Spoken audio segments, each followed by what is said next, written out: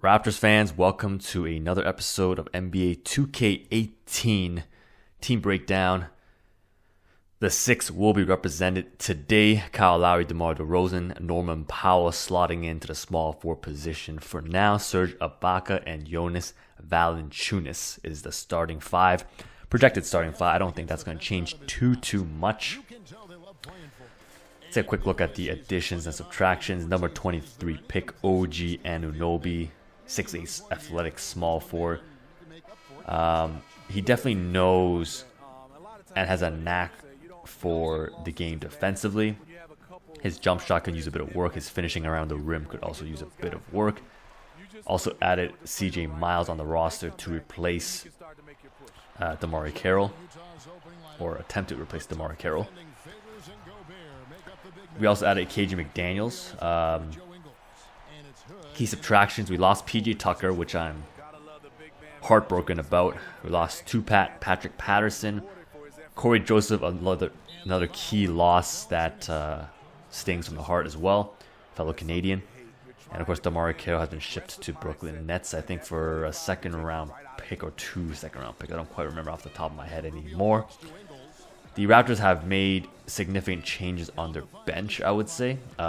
It's a lot more thin in the front court. Behind Jonas Valanciunas and Serge Ibaka, you basically have Pascal Siakam, who I think is still not ready. He started for about 20-25 games last year because of injuries. Behind Jonas Valanciunas, we have Jakob Poeltl, and we also have Lucas Nogueira, who I don't think either of them can be a second. I don't think either of them right now are ready to be a legitimate backup center at the moment. Backup point guard, we have DeLon Wright and third string Fred VanVleet, who I also like. But again, I don't think they're ready at the moment.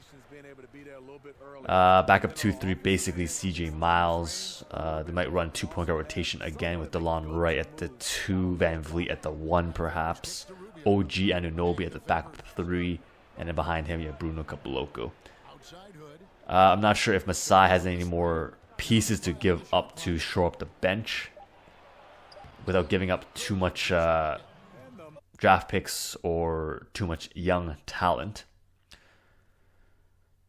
Top 5 players, of course, is Ibaka, Valanciunas, Lowry, DeRozan, and CJ Miles, whom I do like the pickup. Unfortunately, we did have to give up Corey Joseph. His midi is 93, still can't shoot threes. If you're new to the Raptors, that's basically the conundrum. Kyle Lowry is 87 3-point. I think it's been bumped up to 90 recently. Valanciunas is 84 mid-range. Ibaka is 92 mid-range, 83 3-point. CJ Miles, 86 3-point. Norman Powell got nerfed a bit, both midi and 3-point. Siakam got nerfed. DeLon Wright got a little bit better in the 3-point. That's about it.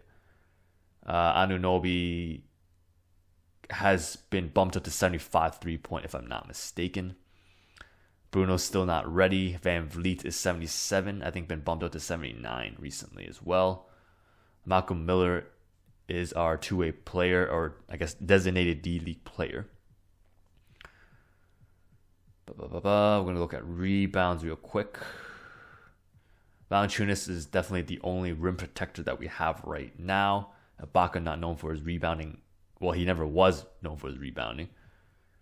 Nogueira still can't really rebound. He's very long, very athletic. Poeltl is probably there to guard bigger centers. So there's that. Defensively, I don't think it will be too much of a problem. Powell can pretty much guard most 1s and 2s. Unfortunately, he's a bit undersized at 6'4". So at the small forward position, he'll be tasked to guard the Kawhi Leonards, the Rudy Gays.